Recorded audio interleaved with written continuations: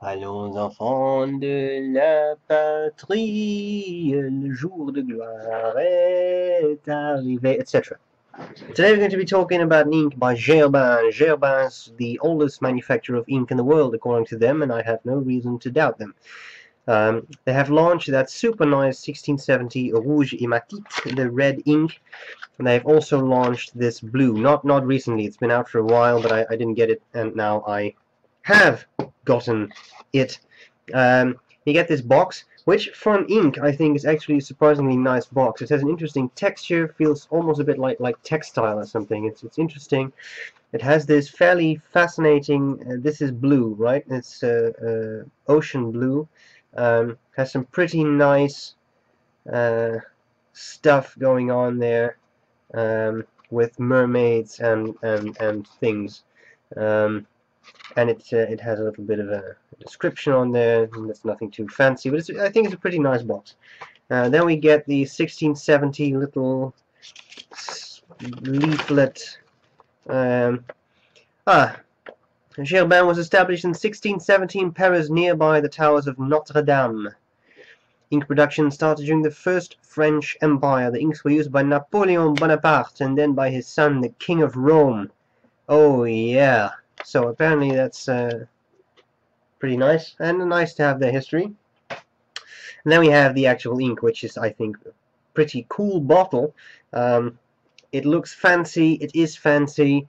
You have that you know, they make that sealing wax you can put in your envelope. Well, they also put that on their bottles, and it says 1670, and you can actually peel that off if you want to. It's really wax. It's not some type of plastic they've used.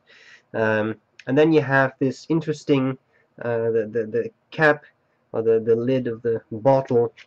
They actually put some type of waxy stuff on there too, and I'm getting the ink on my fingers. That's alright. The only thing I don't like about this bottle, and that's something it's very hard to show you without tilting it, it's very full, is that it has a very narrow neck. I think it's impossible to fit a Mont Blanc 149 in there, for example. So that's what I don't like about this bottle. It looks super cool, I think, like a cube of ink, but the neck, they should really have made that broader. I noticed that there it looks like there's a little bit of silver. You can't see it. Let me see. There seem to be some silver specks in there, as there are gold specks in that red ink, except it's much less pronounced here. Okay. Sorry, I was rambling. It's a blue ink. It's an interesting ink, but in all honesty, it's not something I've never seen before. So it's nice, but I like their red a lot better. And I think that is more than enough talk. I think we need to see this ink in action. That's what we're going to do next. I hope that's going to be useful, and I'll see you later. Oh, by the way, this is Inkcyclopedia number 51 for me. Dan did one, but if I don't count that, the ones I have done, 51, and I have launched one every week, except during Christmas. I launched about 3 in a couple of days, so very soon the Inkcyclopedia should have its first anniversary, I suppose. Isn't that nice? It's nice, and that's all there's to it. Bye bye. Okay, boys and girls, it's time for another Inkcyclopedia, and today we will be having a look at Herbin 1670 Ocean Blue. As you know, the 1670 range is commemorative, so this is an interesting ink. We're going to have a look at what we can make that ink do. So let us start with a bit of fine writing.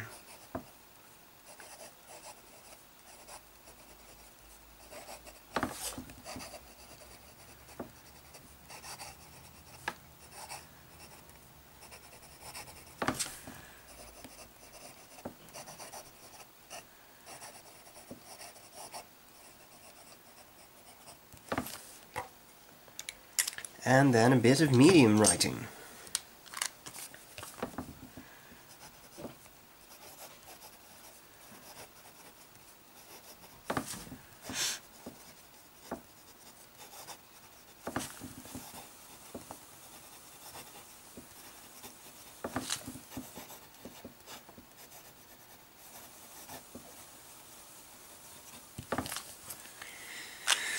Many people do not realize this, but oceans are in fact fairly lazy things. They sort of get into the right flow and then don't do anything anymore. I've seen it many times. Stressed out oceans. It's a sad thing. Sometimes they're so lazy they don't even fit in the line anymore. They just get out. What I'm seeing here is a wet ink. Flows very well. I put this in the pens and the ink was just flowing straight away. No hard starts or anything.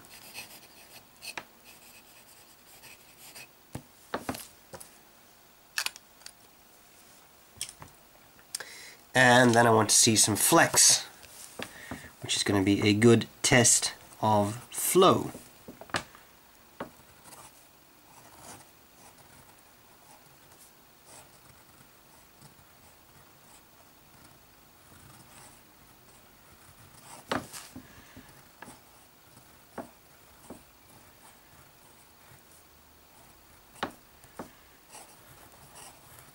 Nice. Looks good to me. Okay, then let us start with some passes.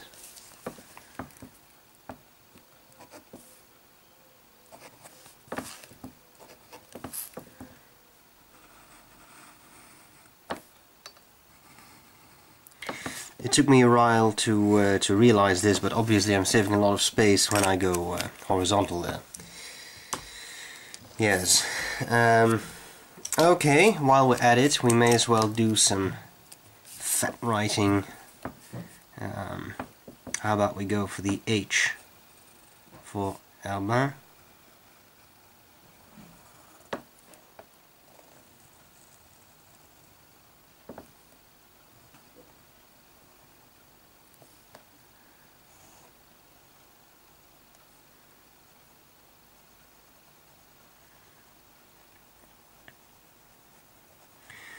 Herbin inks are inks I have a sort of special attachment to, because they were some of the first actual bottled inks I ever bought. Not the first, but I think a lot of people start out with Herbin. It's fairly widely available. They're decent inks, and one of the oldest makers of ink still in business today. I think even the oldest, actually. So that's kind of nice. Alright, then we have a bit of writing.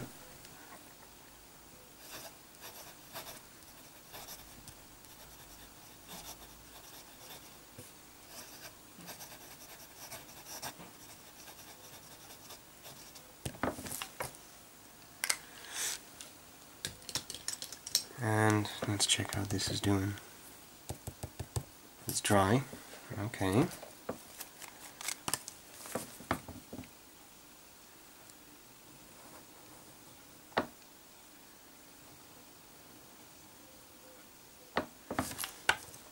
Second pass. Then I think we can have a look at the moment you've all been waiting for, the Tardif Test.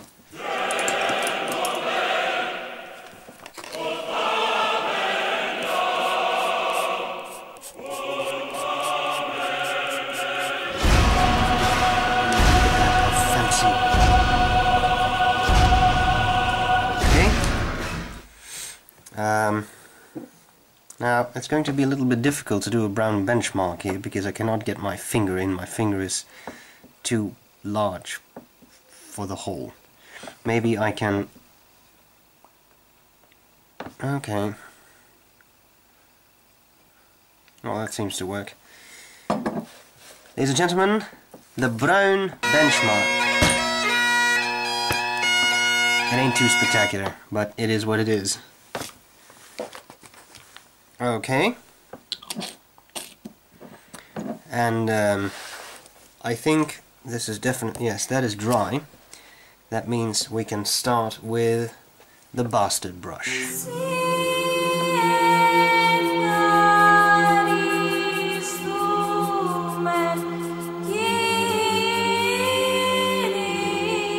Notice the wavy pattern created there.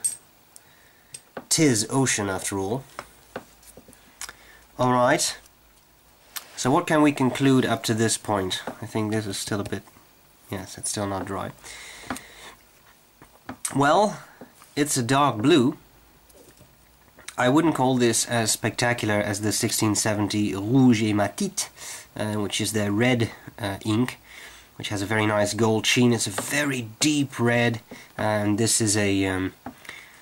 well, I'm not sure whether I would go so far as to call it a bland blue, but it is just a dark blue. I've seen this a lot of times. It's a good dark blue, but it is a dark blue. So I don't think it is as spectacular as the 1670 red, which I would pick any day over this. But this is not a bad ink. It's not bad at all. Okay. The Tardif Test shows us some nice shading, going from fairly light blue to something that is really, really dark. Yeah, I see it's probably a little bit lighter in my camera, but this is a very, very dark indigo type of blue. And I think, speaking of dark, we can do our third pass there. There we go. Okay, and unfortunately this is still a bit wet, so I think I'm going to start up with the scorecard, and then we'll see how we progress from there. So let's start with cleaning. Well, I've only had this ink for a few days, but I have cleaned it out of a pen, and that was absolutely no problem, so I'm going to give that a 1. Bleed through. I cannot write anymore, sorry. Bleed through. Well, we don't know that yet. We'll have to see. Color. Dark blue. Shading. Shading is interesting, but I wouldn't call that extremely pronounced. In fact, I see very little of it going on. There's a little bit going from light to dark there, but even in a broad nib, it's just a very dark blue. I don't really see a lot of shading. There's very minimal bit there, but I really think this is... I mean, you see it there in the super broad nib, but who writes with a 6mm nib? I mean, these days. I'm going to give it the lowest score. Okay, then we have flow. Well, flow is excellent. There is nothing I can complain about there. Feathering is very good. We still have to do the copier paper test, but what I noticed earlier this morning when I was trying to establish a flow in my pens, of course I always test that before I record the video, what I'd like to show you here is a little bit of this paper. This is from a pocket book, and I'm going to grab my flex... no, yeah, okay, I'm going to grab my flex pen. So this is the one that I've been using here for this 1670 ink. And you can see that even when I flex it, there is a bit of feathering, right? There's a bit of feathering right there. I'm going to zoom in a second. Give me a second there. But here I have my comparison ink for the day, which is a very good ink by in itself. And as you can see, I mean, look at this flex. Let me zoom in there a bit. You see the difference? This 1670, it feathers, absolutely. But if you compare it to this, and it's not an isolated incident. That was the comparison ink, and this is the 1670. There's definitely feathering, I'm not denying that, but I think it's a lot less pronounced in the 1670 ink, which is not bad at all. I think that's pretty impressive, actually. So, that's cool.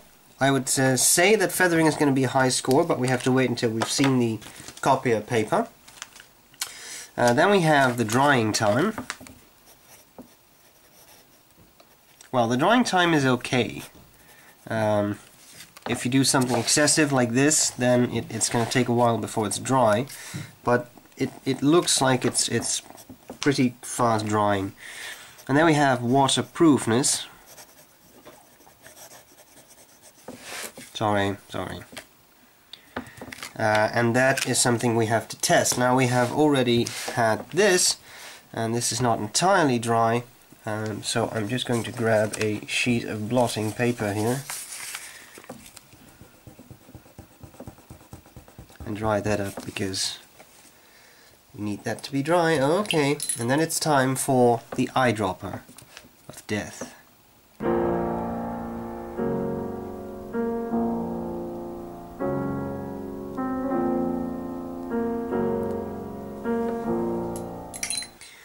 Okay.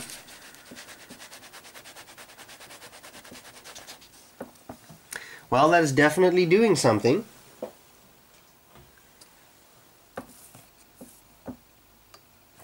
But I find it interesting because with this, most blues that I know are just erased by water.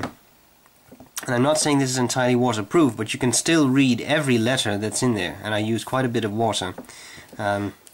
So what I'm going to do now is just grab a towel. I'm going to get rid of this ink, water.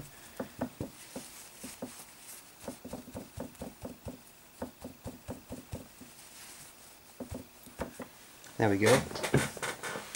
Bits of it are definitely faded significantly, but there are quite some bits that I really see.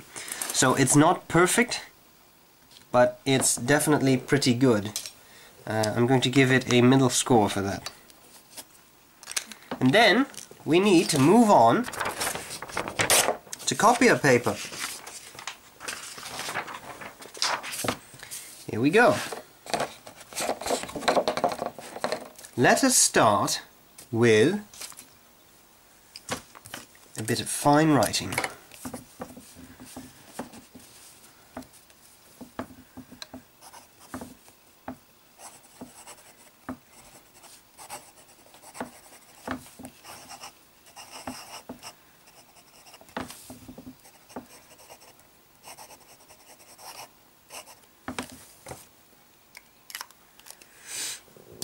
Followed by some medium writing.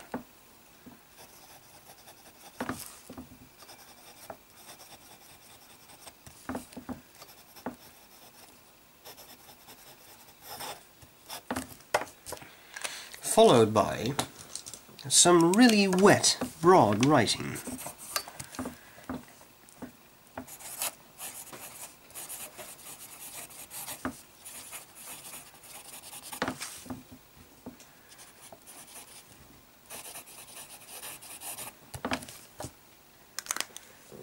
Tautological statements.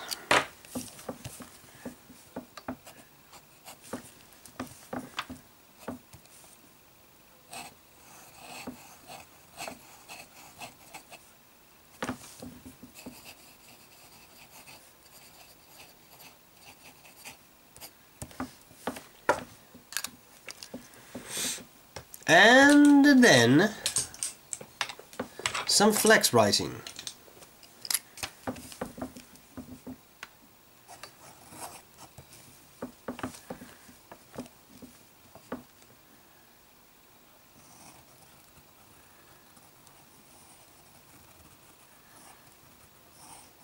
Ooh, my feet is touching the paper.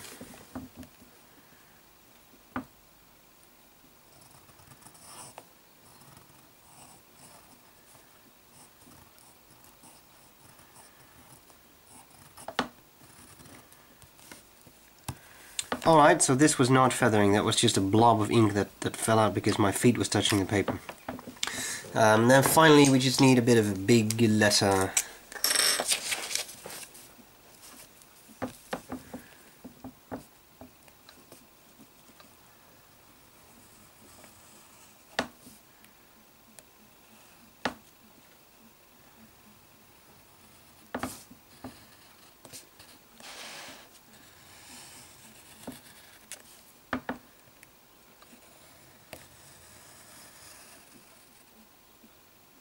Well, that's a big letter. You've got to love the G, and this one is poorly drawn. But even so, I still love the G. G. Okay. Now, I see feathering, boys and girls, and I see some feathering there.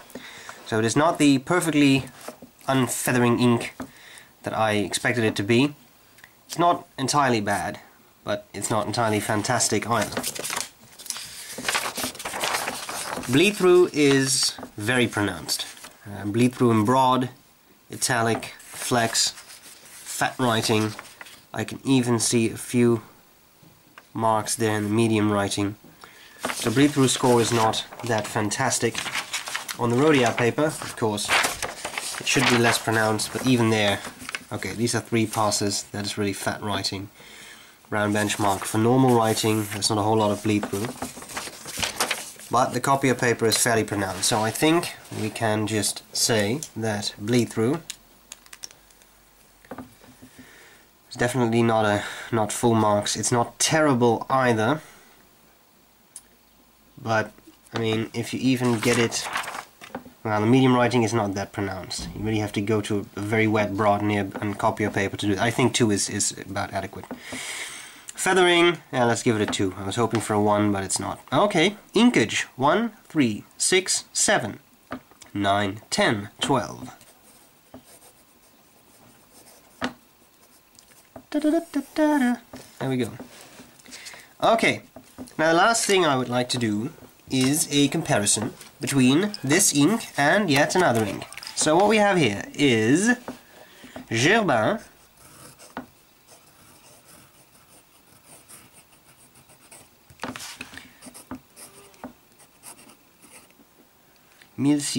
well, and the 70. Counting in French is something that I never truly learned, I'm afraid. 70.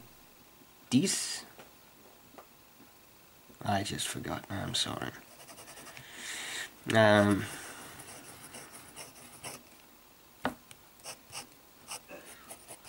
Alright, we got that going.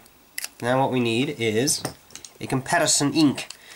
And that comparison ink is none other than Pelican.